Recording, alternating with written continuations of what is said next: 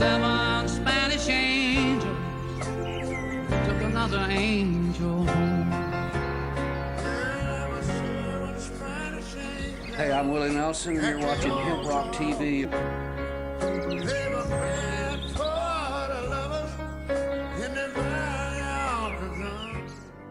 We don't run, and we don't compromise, we don't quit, we never do.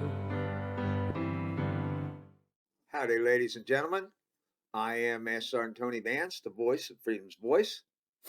We're here with our grandpa's World War I veterans cap on. Glory to Ukraine. Got my Joe Cool Peanuts coffee cup. Let's talk about marijuana prohibition, specifically from the beginning to now.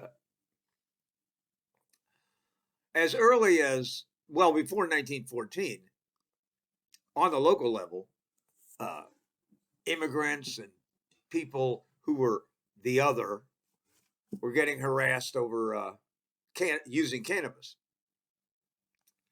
And the first official, I guess you could call it, official marijuana raid or pot bust or whatever you want to call it, happened in 1914 in San Francisco, where they raided a club where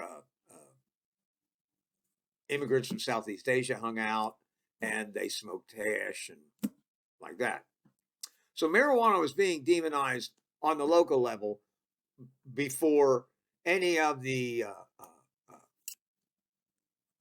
imagined conspiracies that the nylon people were against it or Hearst and his boys were against it because it could replace paper and all that. And that's really not quite true. I mean, Hearst jumped on the thing to sell papers. I don't think he was worried about his paper coming from trees or what, although he did own a lot, you know. And none of that pans out when you check it out. What does pan out, and was mentioned to me by a friend of mine named Al Byrne, was that it was a jobs program. You say, what do you mean a jobs program? Well, the Treasury Department took care of the prohibition of alcohol, and the guy in charge of that was John Anslinger, the head of the Treasury Department's Alcohol Prohibition Division. He had about 2,000 guys working for him, revenuers. And in 1933, they were all out of a job. When alcohol was legalized again, those people were out of a job. And Anslinger looked at it as a jobs program. He had 2,000 employees and their families and kids. We're just coming out of the Depression. It's 1932. What's he going to do? Well, cannabis has been demonized on the local level to harass immigrants and whatnot. So it was a easy move to start taking the horrible things that happen with alcohol and say they happen with marijuana. Jump on the bandwagon, push it a little bit, push it more on a local level, get it to the federal level, and bingo. In 1937, you got the Marijuana Tax Stamp Act.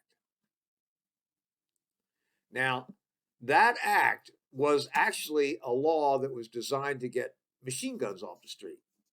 A lot of guys come back from World War I, and they brought a lot of that equipment with us, souvenirs and whatnot. And you had all the gang violence going on in Chicago and all that, and it was all in the news and everything. So the act was designed to get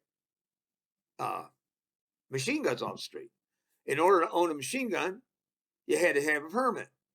Well, in order to get the permit, you had to have the machine gun in your hand. Well, if you already had the machine gun in your hand, you broke the law. And the Marijuana Tax Stamp Act was exactly that. Okay?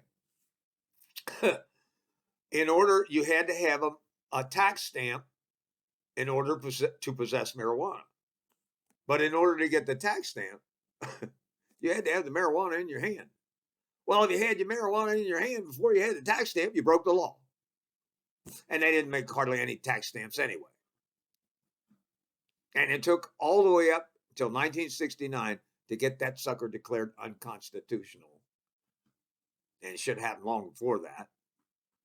That was, everybody talked about Dr. Timothy Leary and LSD. One of the things he was involved in was getting that law declared unconstitutional. And besides, in 1937, when it came up to a committee whether to make it legal or illegal, there was a doctor there to speak for cannabis rather than against it. And he was basically told to sit down and shut up. The fix was in. So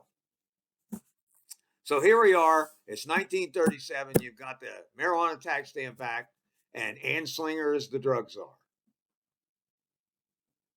Got his federal level, and he was the one who instigated the push in the United Nations to demonize cannabis, to keep all his people in a job. It's a disgusting bit of work. He would say things like, well, marijuana should be illegal because it makes black men think they're as good as white men. And that was mild. I'm not going to go over all the crap he said, but it was basically, if you're not white, there's something wrong with you. And you probably smoke cannabis anyway because you're a bum and you're no good. Right? The same crap they've done to people for centuries over race. They do it over the amount of money you make. If you're poor, it's because of some kind of defect in you. Doesn't have to do anything with systemic poverty. Oh no, it's because you're not a decent guy. But anyway, he got his law. And then it was declared unconstitutional in 1969. And in 1970, they came back with the Controlled Substances Act. And in that, they placed marijuana, they scheduled drugs in that bill. Schedule 1, dangerous and having no medical value. And they placed marijuana up in Schedule 1, right alongside of heroin as being dangerous and having no medical value. Now, mind you, in 1936, prior to Prohibition, the number one analgesic in your cabinet at home, in your medicine cabinet, was cannabis, usually in tincture form of something like that. Yet all of a sudden, you get to 1937 and, oh my God, it'll kill you. It makes Timmy, stories like Timmy killing grandma with a skillet. He was actually mentally ill, but that didn't stop the newspaper reporting that cannabis caused it. So 1970, you get the Controlled Substances Act for scheduling drugs. Marijuana is placed Schedule 1, dangerous and having no medical value, temporarily. They were waiting for the Schaefer Commission, which was appointed by Nixon to study the problem of drugs in America. The title of their report was going to be Drugs in America. So marijuana is temporarily Schedule 1 until the report comes out. And in 1972, here comes the report. And guess what? They recommended that marijuana be decriminalized and that drugs were a medical problem, not a criminal problem. Nixon felt betrayed, declared the war on drugs. According to his aide, John Ehrlichman, they knew they were lying about it. It was just a scam to harass Nixon's political enemy, as I'll do the quote. Interviewer Dan Baum interviewing John Ehrlichman, who was Nixon's aide and went to jail over Watergate and whatnot, and asked him about the drug war. And Ehrlichman interrupted him and said, "You want to know what this is all about?" He said, the Nixon campaign and Nixon White House had two enemies, blacks and anti-war protesters. And we couldn't make it against the law to be black or against the war. But if we could associate the blacks with heroin and the anti-war protesters with marijuana, we could criminalize them heavily, break up their meetings, arrest their leaders, and vilify them night after night on the television. Were we lying about the drugs? Of course we were. So there you have it.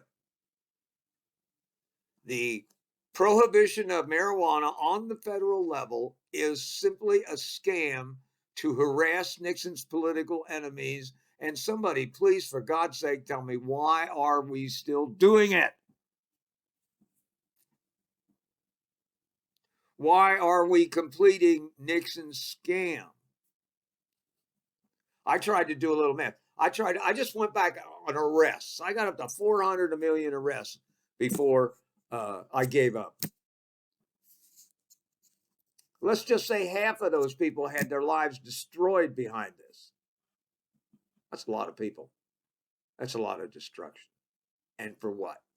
So a Republican could remain in power. And that was it. Nothing more, nothing less. So you have to ask yourself, why is it so difficult for the federal government and the Congress to get rid of this scam?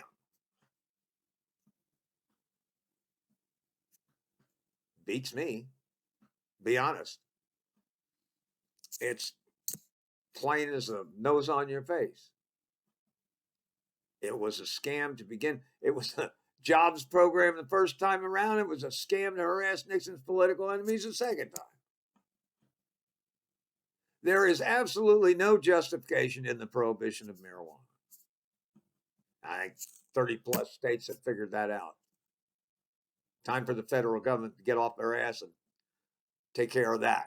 Biden said he'd sign legalization if it came to his desk. You know who's holding it up, don't you? Republicans. Go figure. At any rate, that's the whole ugly history. We are still continuing Nixon's scam to harass his political enemies every time we arrest somebody for cannabis. That's it in a nutshell. Time we got done with this insanity.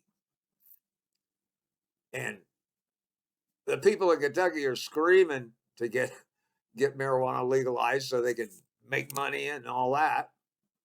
And the Republicans there just won't do it. That's why I left.